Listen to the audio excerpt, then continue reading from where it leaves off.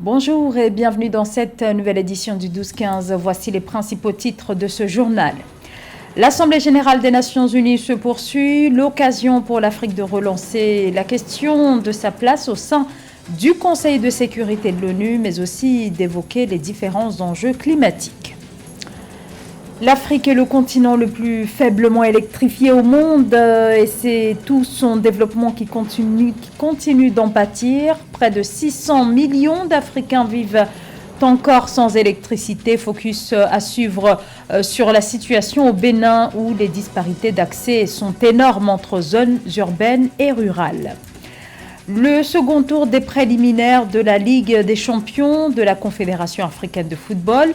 Victoire du club ghanéen Medeama face au Oroya de Guinée.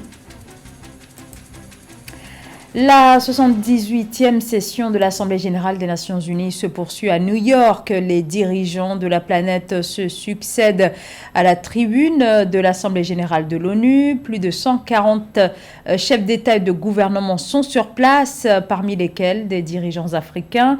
Guerre en Ukraine, urgence climatique, retard dans les objectifs de développement, réforme du Conseil de sécurité sont les sujets évoqués dans un contexte de fortes tensions géopolitiques. Mais c'est bien la question climatique qui domine les discussions avec en premier lieu les objectifs de développement durable. Écoutez le président sud-africain Cyril Ramaphosa qui exige entre autres que l'engagement annuel de 100 milliards de dollars en faveur de l'action climatique soit respecté. Écoutez-le. Nous demandons à nos partenaires de pays plus riches de respecter les engagements financiers qu'ils ont contractés.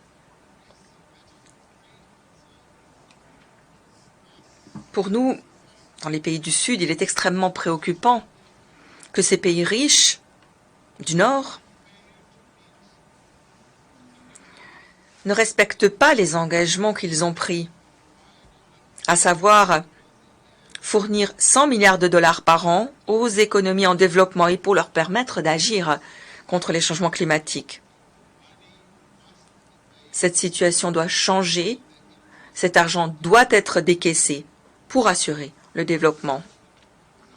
Nous sommes favorables aux propositions contenues dans l'ensemble de mesures visant à assurer la réalisation des ODD.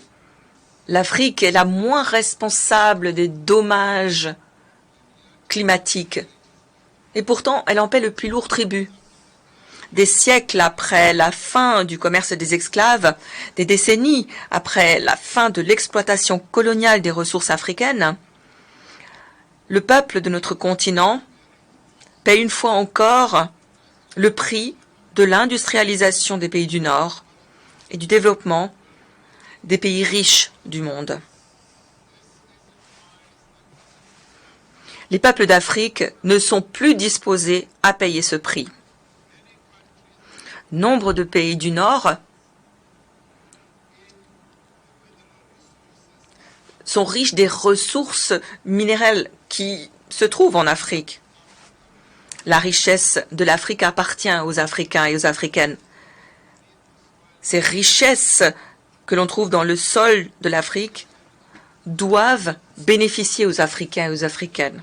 Nous exhortons les dirigeants du monde à accélérer la décarbonation mondiale tout en tendant vers l'égalité et la prospérité pour tout un chacun.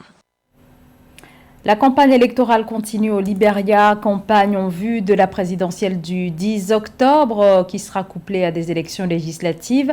Le président sortant George Weah, candidat à sa propre succession, fait face à 19 concurrents, parmi lesquels l'ancien vice-président d'Ellen Johnson Sirleaf, Joseph Boakai, qui est également l'un des principaux leaders de l'opposition libérienne. Nathalie Mo. En course pour la présidentielle au Libéria, le leader de l'opposition, président du Parti de l'Unité, Joseph Boakai, a présenté son programme politique le 17 septembre 2023 à Monrovia. Cette ville, capitale du pays, a abrité le lancement de la campagne électorale du principal rival du président George Weah. Le chef de l'opposition libérienne souhaite former une société plus inclusive. Il rejette la marginalisation politique des citoyens dans le processus de prise de décision, les inégalités économiques, l'injustice sociale, la corruption, l'insécurité, la dégradation de l'environnement et le chômage des jeunes notamment. Nous sommes ici pour veiller à ce que nos jeunes soient préparés pour un avenir. Nous sommes là pour nos femmes et même les plus défavorisées. Nous voulons dire ici qu'aucun sacrifice n'est perdu dans un pays doté d'un bon leadership. Le candidat du Parti de l'Unité promet de sauver une population confrontée à une crise inflationniste estimée à plus de 12%, qui rend difficile l'accès aux produits de consommation de base. Pour lui, le secret pour un mieux vivre au Libéria réside dans une redistribution équitable des richesses du pays. Ce n'est pas de cette société que nous voulons. Nous sommes ici pour vous faire savoir que le Libéria doit bouger. Nous avons suffisamment de ressources pour cela. L'humain est un potentiel sur lequel Joseph Boakai souhaite miser. Sur une population de plus de 5,4 millions de personnes, 63% des habitants ont moins de 25 ans au Libéria. Le 10 octobre 2023, jour de scrutin, le leader de l'opposition libérienne appelle l'électorat à rompre avec 6 ans de régime du président Weah, qu'il présente comme un échec. Pourtant, le pays, en phase de relance économique, a affiché un taux de croissance de 5% en 2022. La pêche au large pratiquée surtout sur des chalutiers. Alors en Afrique de l'Ouest, plus de 500 navires opèrent sur les côtes et chaque année, 500 000 tonnes de poissons sont destinées aux marchés étrangers. Le flux est donc extrêmement important, entraînant des zones de pêche largement surexploitées, ce qui provoque des gros bouleversements sur le plan écologique, mais pas que. Philomène Tine. 500 navires, c'est le nombre de flottes de pêche opérant en haute mer dans les zones économiques exclusives de la région ouest africaine et de la Mauritanie en vertu d'accords bilatéraux de pêche. Cependant, ces flottes de pêche en eau lointaine ne sont pas sans controverse. Elles exercent une pression dans le golfe de Guinée, créant de nombreux impacts environnementaux, économiques et sociaux. La plupart des bateaux internationaux ont convergé dans nos eaux. Je pense que les plus importants également sont les bateaux chinois. Et donc, cette pêche en eau lointaine est beaucoup controversée parce que cette pêche-là échappe au contrôle de nos États. Non seulement la plupart des poissons pêchés dans ces eaux ne sont pas déclarés, mais il existe également des commerces illicites qui échappent complètement au contrôle des pays. Les flottes de pêche industrielle opèrent une surpêche dans la côte maritime ouest africaine et en Mauritanie, mettant en danger l'équilibre écologique et l'écosystème marin. Alors les États de cette région maritime sont appelés à coopérer afin de parvenir à la sécurisation de cet espace hauturier qui requiert une mutualisation des moyens logistiques et opérationnels. L'État maritime de cette région devrait pouvoir coopérer parce que individuellement, il est difficile pour nos États d'assurer le respect des règles internationales et de pouvoir affirmer fermement leur souveraineté de façon à garantir l'intégrité et la gestion efficiente des eaux lointaines et de leurs ressources parce que nos États manquent criardement de moyens. Il est essentiel de trouver un équilibre entre les enjeux économiques, environnementaux et sociaux liés à l'exploitation des ressources halieutiques en eau lointaine dans le golfe de Guinée et en Mauritanie. Cela nécessite une coopération internationale entre les pays côtiers, les compagnies de pêche et les autres acteurs afin de promouvoir la durabilité et la protection des écosystèmes marins tout en assurant une gestion équitable des ressources. État des lieux à présent du secteur agroalimentaire en Afrique. Cette industrie permet d'augmenter l'autosuffisance alimentaire et de stimuler l'économie, mais aussi de créer des emplois. Mais pour son développement, la filière a encore des obstacles à franchir, au premier rang desquels le manque de financement auquel font face de nombreuses start-up. Philomène Tine. Les levées de fonds des startups opérant dans le domaine de l'agriculture alimentaire en Afrique, AgriFood Tech, n'ont pas été conséquentes au premier semestre 2023. Leur montant a baissé de 77% par rapport à la même période de 2022 pour s'établir à 99 millions de dollars, selon un rapport publié le 14 septembre 2023 par le fonds de capital risque AG Founder. Quant au nombre de transactions recensées, il s'est limité à 51 deals. Le secteur agricole africain est à la merci de la pluviométrie et des aléas climatiques. Et ceci justifie de plus belle manière la baisse des investissements, notamment des startups dans le secteur. Rappelons que dans le cadre de la mise en place de la zone de libre-échange continentale africaine, il va de soi que les autorités africaines doivent faire beaucoup plus d'efforts pour drainer plus d'investissements dans le secteur agricole. Cependant, malgré cette baisse, le Nigeria et le Kenya ont maintenu leur leadership avec respectivement 45 millions et 41 millions de dollars levés au premier semestre 2023. Avec l'Égypte et l'Afrique du Sud, ces 4 pays ont capté 95% des financements injectés dans les agri-food tech africaines au cours de la dernière décennie.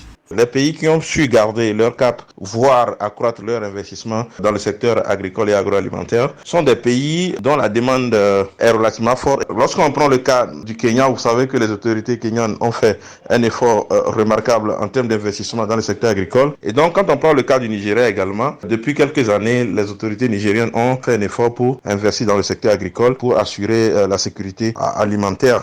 Ce rapport souligne que le ralentissement des investissements dans le secteur de l'agriculture alimentaire en Afrique a été principalement causé par l'incertitude économique mondiale. De nombreuses entreprises ont adopté une approche plus prudente en matière d'investissement. Malgré les défis actuels, l'agritech en Afrique continue d'offrir d'importantes opportunités d'investissement. En Afrique, où près de 600 millions de personnes sont aussi privées d'électricité, une situation qui ralentit la vie quotidienne des Africains, mais aussi des pans entiers de l'économie. Au Bénin, la situation est grave, surtout en milieu rural, où à peine 6% de la population a accès à l'électricité. Les autorités béninoises et leurs partenaires se disent engagés sur la question. Reportage à Menedji. Le Bénin a bénéficié d'un financement de 3,1 millions d'euros, soit plus de 2 milliards de francs CFA de l'Union européenne, à travers l'entreprise Les Soleils du Bénin, pour améliorer l'accès à l'énergie électrique dans les zones rurales du pays. Ce projet entre dans le cadre de l'initiative de financement de l'électrification Electrifie et va contribuer, selon les autorités, à une croissance économique durable et à l'amélioration des conditions de vie des populations. Donc je pense que c'est une initiative assez salutaire de la part de l'Union européenne qui montre encore une fois leur ambition de vraiment essayer de développer, de booster les entreprises, notamment les entreprises qui travaillent dans l'énergie. Et cela représente beaucoup de choses pour le Bénin. Cela va permettre d'être autosuffisant, notamment dans les localités où on ne dispose pas d'énergie. Donc pour ma part, je pense que cela est bénéfique et cela montre aussi que le Bénin s'inscrit dans une logique d'énergie renouvelable avec le solaire qui est une énergie propre et verte. En apportant son soutien à ce projet rural qui doit profiter à 3000 ménages, Electrifie complète le financement en fonds propres de Neo Off-Grid Africa. Dans le cadre de l'initiative d'accès à l'énergie électrique dans les zones rurales, les Soleils du Bénin avaient déjà construit et exploitent actuellement 12 mini-réseaux dans 12 localités non électrifiées du Bénin afin de concrétiser la vision d'un avenir durable qui passe par le bien-être des communautés. À mon avis, le premier critère pour lequel l'Union européenne décide d'investir dans une zone, c'est surtout le besoin. Est-ce qu'il y a un besoin énergétique? Est-ce que les populations disposent d'énergie? Donc pour ma part, c'est un facteur social avant tout, voir un peu la vulnérabilité des populations. Est-ce que les populations en ont besoin? Et le second critère, c'est un critère peut-être assez technique. Peut-être voir est-ce qu'il y a possibilité d'installer des solaires dans les zones? Est-ce que le climat technique et le climat des affaires est assez viable pour pouvoir instaurer cela? Et aussi le critère du foncier. Est-ce qu'il y a justement des possibilités de pouvoir acheter des terrains ou un foncier pour pouvoir installer les éléments? Donc je pense que c'est les deux facteurs essentiels. Outre cette initiative, le Bénin dispose d'un projet d'électrification rurale PERU portant sur l'extension et la densification des réseaux électriques de distribution en milieu rural. S'inscrivant dans le programme d'action du gouvernement 2016-2021, il a concerné au total 309 localités pour une population bénéficiaire estimée à 1 million d'habitants. Du football avec le Oroya, club guinéen qui s'est incliné dimanche dernier face au Médéama du Ghana. C'était dans le cadre du match aller du second tour préliminaire de la Ligue des champions de la Confédération africaine de football. Mais le club guinéen reste tout de même motivé et espère une victoire en match retour afin de pouvoir franchir le cap du second tour préliminaire de la compétition. Mamadou Souaré. C'est une défaite, 3-1 qui a complètement chamboulé les prévisions du Horoya, surpris par le Medeama SC du Ghana à l'occasion du second tour préliminaire de la Ligue des Champions, joué à Cape Coast au Ghana.